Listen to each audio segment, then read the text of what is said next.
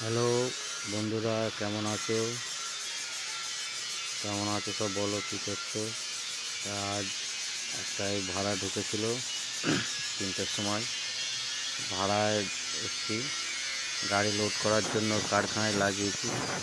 কিছু কাজ বাকি ছিল, এই ফিনিশ হচ্ছে, দেখতে পাচ্ছি এই মালটা যাবে। এরম অনেক কটা মাল আছে যাবে। কাজ কিছুটা বাকি ছিল, ফিনিশ করছে। বসেছিলাম, বসে একটু কিরম কী কাজ করছে দেখা হচ্ছিল। দেখে মাল লোড হয়ে এসছে।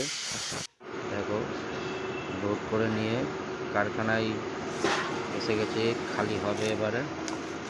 এর পিছনেরটা আর দেখানো হয়নি, এটা আর করার টাইম পাইনি, লেট হয়ে গেছিলো মালটা নিয়ে আসতে।